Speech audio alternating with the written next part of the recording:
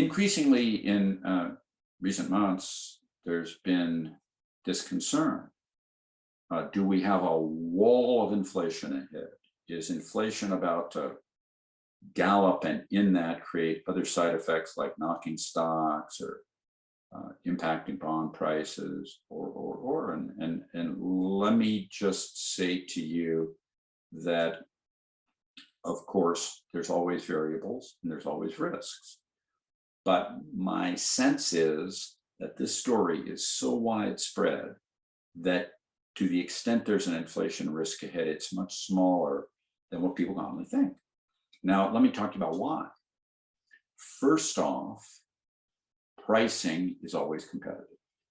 Secondly, the fact is we all know a lot of things that we've seen.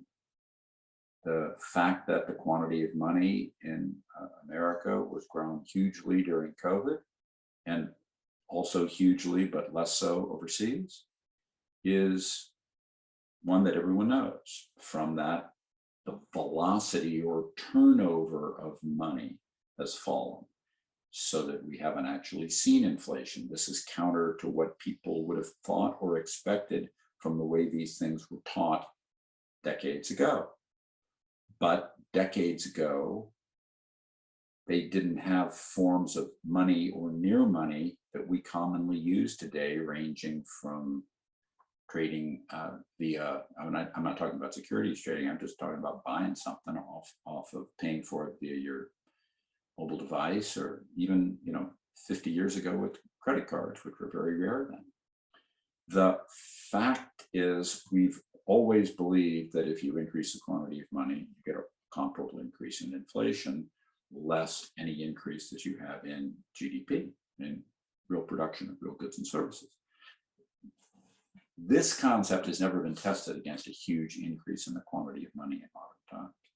And my sense is that you can tell that it's false by the fact that inflation pressures are much lower overseas than they are in America.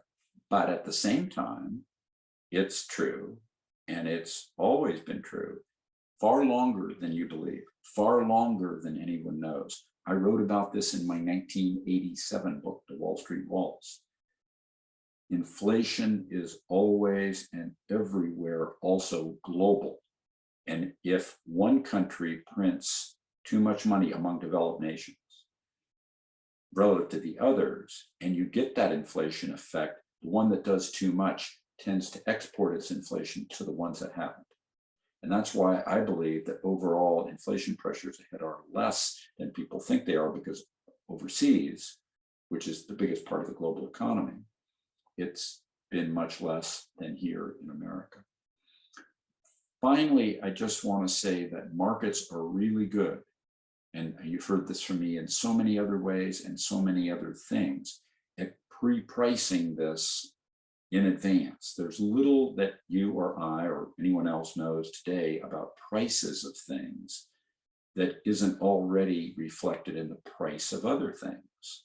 And so we've already seen long-term interest rates rise in America and overseas more than I would have expected this year in fear of this inflation. But that pricing impact is probably now overdone or fully done, because people have had plenty of time. The story's widely distributed. If this is all the interest rate kick up that you can get out of this story, the amount of inflation that's ahead is this much, not this much. So that's my story, and I'm sticking to it, and thank you for sticking with this video. Subscribe to the Fisher Investment YouTube channel if you like what you've seen.